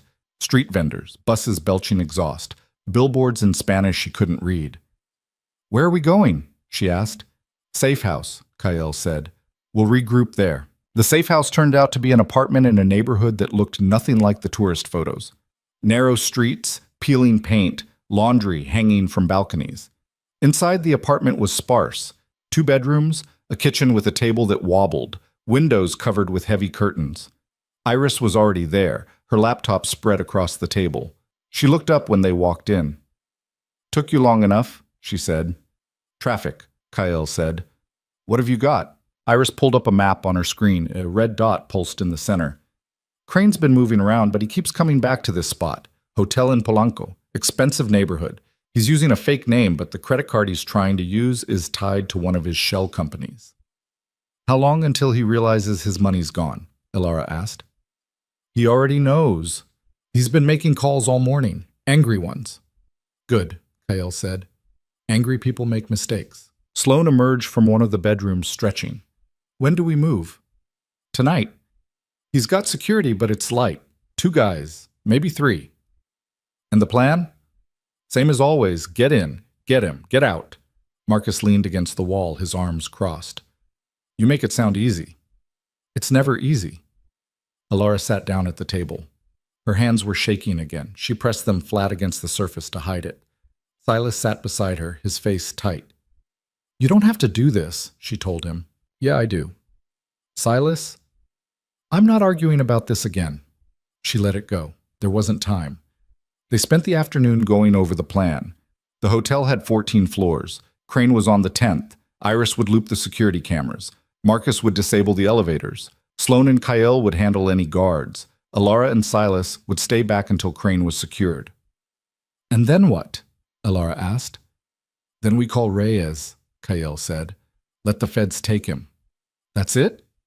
That's it. It sounded too simple, too clean. But Elara didn't argue. They left at 10. The streets were quieter now, though still alive with the hum of the city. Music spilled from open windows. A dog barked somewhere in the distance. The hotel sat on a corner, all white stone and glass, lit up like a jewel. Marcus parked a block away. They got out and walked the rest of the distance, splitting up so they didn't draw attention. Elara walked beside Silas, her hands in her pockets, trying to look like a tourist. Inside, the lobby was pristine. Marble floors, a chandelier, a desk staffed by 2 people in crisp uniforms. Kyle walked straight to the desk and spoke in rapid Spanish. The clerk nodded and handed him a key card. How'd you do that? Elara whispered. I booked a room yesterday. They took the stairs. Elara's legs burned by the time they reached the 10th floor, but she didn't complain. At the end of the hallway, Kyle stopped and held up a hand. 2 guards, he murmured, outside his door. Can we go around them? Silas asked. No. Sloane cracked her knuckles. I'll handle it. She walked down the hall like she belonged there, her heels clicking on the tile. The guards noticed her immediately. One of them stepped forward. This floor is private, he said in accented English. I'm looking for room 1014, Sloane said. My boyfriend said to meet him here. There's no 1014. Are you sure? He was very specific. The guard sighed. Ma'am, you need to leave. Sloane smiled. Then she moved. She grabbed the guard's arm, twisted it behind his back, and slammed him into the wall. The second guard went for his gun, but Kyle was already there. He disarmed the man in 2 moves and hit him hard enough to knock him out. Sloane let the first guard drop. Clear. Kale pulled out the keycard Iris had cloned and swiped it. The door clicked open. Inside, the suite was massive. Living room, separate bedroom, floor-to-ceiling windows overlooking the city, and sitting on the couch, a phone pressed to his ear, was Terrence Crane. He looked up when they walked in. His eyes went wide. Kale aimed his gun at Crane's chest. Hang up. Crane ended the call and set the phone down slowly. You've got to be kidding me. On your feet, Crane stood. He looked older than he had in Charlotte. Tired. The confidence he'd worn like armor was cracked now, and underneath it, Elara saw something else. Fear. You can't do this, Crane said. We're doing it. I've got people, powerful people. They'll come for you. Let them. Elara stepped forward. Where are the others? Crane's eyes flicked to her. I don't know what you're talking about. The people you moved after the raid. Where are they? I told you, I don't keep track. Kyle hit him. Not hard, just enough to make his head snap back. Try again. Crane spat blood onto the floor. You think hitting me is going to make me talk? It's a start. Elara moved closer. She was shaking, but not from fear, from rage. You took my brother. You set me up to die. You've destroyed hundreds of lives, and you're standing here acting like you're the victim. I'm a businessman, Crane said. I provide opportunities. You're a slaver. Call it what you want. People need work. I give it to them. At what cost? Whatever they're willing to pay. Alara hit him. Her fist connected with his jaw and pain shot up her arm. Crane stumbled back, his hand going to his face. You're insane, he said. Yeah, I am. Cale pulled her back. Alara, he's not going to tell us anything. Then we make him. Silas stepped forward. I know where they are. Everyone turned to look at him. What? Alara asked. I know where they are. At least some of them. Silas looked at Crane. You moved us around, but you always use the same routes, same drivers. I heard them talking. There's a facility in Monterey, another in Guadalajara. Crane's face went pale. Is that true? Cale asked. I'm not saying anything without my lawyer. Cale turned to Iris. Can you verify that? Iris pulled out her phone and started typing. Give me a minute. They waited. Crane sat back down on the couch, his jaw already swelling. Alara stood by the window, her heart pounding. Outside, the city glittered like broken glass. Got it? Iris said. 2 properties registered to shell companies tied to Crane. One in Monterey, one in Guadalajara. Both flagged for code violations, but never inspected. Cale looked at Crane. Anything else you want to tell us? Crane didn't answer. Fine. Cale pulled out his phone and dialed. Reyes, we've got him. The FBI arrived an hour later. Not Reyes herself, she was still in the States, but a team of agents who worked with Interpol. They took Crane into custody, read him his rights in English and Spanish, and escorted him out of the suite in handcuffs. Alara watched from the window as they loaded him into a van. He didn't look at her, didn't look at anyone. He just stared straight ahead, his face blank. That's it? She asked. That's it, Cale said. It doesn't feel like enough. It never does. The agents cleared out and the suite went quiet. Sloane sat down on the couch, her feet propped on the coffee table. Marcus stood by the door, arms crossed. Iris packed up her laptop. Silas walked over to Alara. You okay? I don't know. We got him. Yeah. That's good, right? She turned to face him. Is it? He's in custody, but there are still people out there. Still places we haven't found. Still men running operations just like his. You can't save everyone, Alara. Why not? Because you're one person. So are you. And you still tried to help those people in the warehouse. Silas didn't have an answer for that. They left Mexico City the next morning. The FBI raided the facilities in Monterey and Guadalajara and found 112 people. Some were moved to shelters. Others were deported. A few, like the woman with graying hair, Rita, chose to testify. Crane was extradited to the United States 3 weeks later. The trial took 8 months. Alara sat in the courtroom every day, listening to testimony, watching Crane's lawyers try to dismantle the case piece by piece. But the evidence was overwhelming. The footage from the gala, the financial records, the testimonies from victims who stood up and told their stories. When the verdict came down, Alara was sitting in the back row. Guilty on all counts. Crane's face didn't change. He just stared at the judge like this was all a mistake that would be corrected eventually. He got 35 years. No parole. Alara walked out of the courthouse into blinding sunlight. Cale was waiting on the steps, leaning against the railing. How do you feel? He asked. Tired. That's fair. They walked down the steps together. At the bottom, Silas was waiting with Sloane and Marcus. Iris had already gone back to whatever she did when she wasn't hacking into secure systems. Now what? Silas asked. Alara looked at him. At the brother who'd survived 8 months of hell and come out the other side still willing to fight. At the people who'd risked everything to help her. I don't know, she said, but I'll figure it out. 6 months later, Alara stood in front of a building in downtown Charlotte. It was small, wedged between a coffee shop and a dry cleaner with windows that let in too much light. The sign above the door read, Voss Advocacy Center. Inside, the space was simple.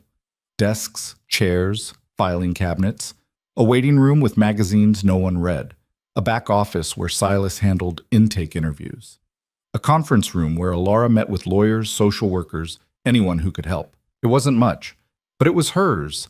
She'd used the money Iris had diverted from Crane's accounts. The charities and victims' funds had distributed most of it, but there was enough left over to get the center started, to hire staff, to pay rent for the first year. The doors had been open for 3 months, and already they were overwhelmed. People came in every day, workers who'd been exploited, immigrants who'd been trafficked, women who'd been promised jobs and ended up trapped. Alara met with them, listened to their stories, and helped them find a way forward. It wasn't glamorous. Most days, she went home exhausted and frustrated. The system was broken, and fixing it one person at a time felt like trying to empty the ocean with a teaspoon. But every time she wanted to quit, someone walked through the door. Someone who needed help. Someone who reminded her why she'd started. Kale stopped by once a week. He never stayed long, just checked in, made sure she was okay. He was still doing his work, tracking down men like Crane, dismantling networks, cleaning up messes. He didn't talk about it much, but Alara saw the exhaustion in his eyes. "You ever think about stopping?" she asked him one afternoon. They were sitting in her office, drinking coffee that tasted like burnt rubber. "Every day," he said. "But you don't." "No?" "Why?" He set his mug down. "Because if I stop, who's going to do it? Someone else. Maybe. But I'm here now." She understood that. She felt the same way. A year after the trial, Alara got a call from Rita, the woman from the warehouse, the one who'd thanked her. Rita had moved to Atlanta, found a job, started rebuilding her life. She called to say she was getting married. "I wanted you to know," Rita said, "because you gave me the chance to have this." Alara didn't know what to say. She just held the phone and listened. "I know it's hard," Rita continued, "what you're doing. I know it feels like it's not enough. But it is. You saved my life. You saved a lot of lives. I didn't do it alone." "No, but you did it." After they hung up, Alara sat in her office and cried. Not from sadness, from something else. Relief, maybe. Or exhaustion. Or the simple, overwhelming knowledge that she'd made a difference. 2 years after the trial, Silas met someone. A woman named Grace who worked at the coffee shop next door. She was quiet, thoughtful, the kind of person who noticed things. Silas brought her to the center one day, introduced her to Alara, and Alara saw the way he looked at her, like she was something precious. 6 months later, they got married. Small ceremony, just family and a few friends. Alara stood beside her brother and watched him promise to love someone the way he'd always deserved to be loved. She thought about the man who'd been chained to a bed, who'd thought no one was coming for him. And she thought about the man standing in front of her now, smiling like he'd finally found his way home. At the reception, Kael pulled her aside. "You did good," he said. "With what?" "With him. With all of this." She looked around the room, at Silas and Grace, dancing to a song Alara didn't recognize, at Sloane, who was arguing with Marcus about something, at the people who'd become her family in the strangest, most unexpected way. "I couldn't have done it without you," she said. "Yeah, you could have. Maybe. But I'm glad I didn't have to." He smiled. It was rare, that smile. But when it came, it changed his whole face. 3 years after the trial, Alara opened a second location. Then a third. The Voss Advocacy Center grew, branching out to other cities, other states. They helped thousands of people. Some found jobs. Some went back to school. Some just needed someone to believe them when they said they'd been hurt. Alara didn't do it alone. Silas ran the administrative side. Kael provided funding from sources Alara didn't ask about. Sloane and Marcus handled security when things got dangerous. And Iris built a network that connected advocacy centers across the country, sharing resources and information. It wasn't perfect. There were setbacks, funding shortages, legal battles, people who walked through the doors and couldn't be saved. Alara learned to live with that. She learned that you couldn't save everyone, but you could try. And trying mattered. On the 5th anniversary of the trial, Alara stood in front of the original center.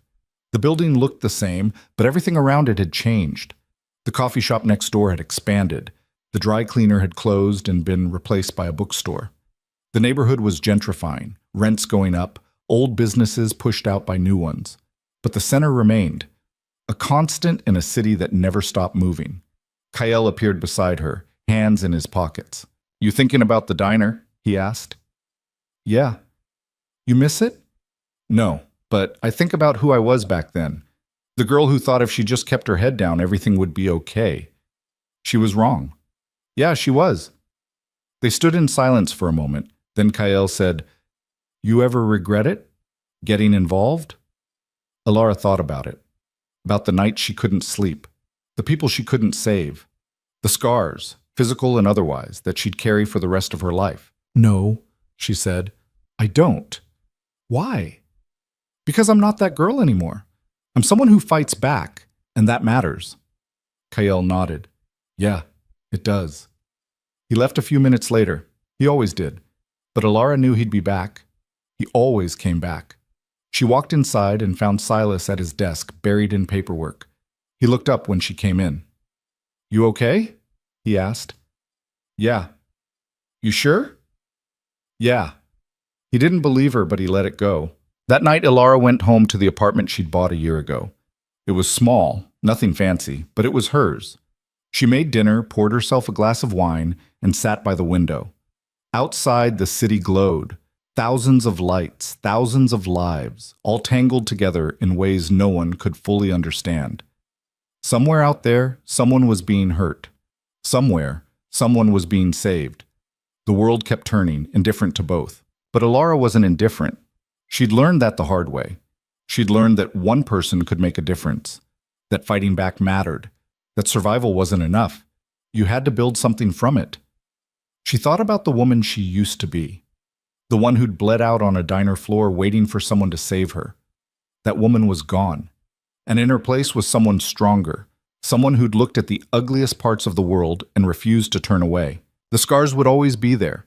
The memories would always hurt. But Alara had learned something that no one could take from her. She was never replaceable. Her life mattered. Her fight mattered. And everything she'd built from that night in the diner, every person she'd helped, every life she'd changed, would outlast the men who tried to destroy her. She raised her glass to the window, to the city, to the people out there still fighting, and then she got back to work. Because there was always more work to do, always more people who needed help, always more battles to fight. And Alara Voss had learned that she was exactly the kind of person who didn't walk away from a fight. She was the kind who won.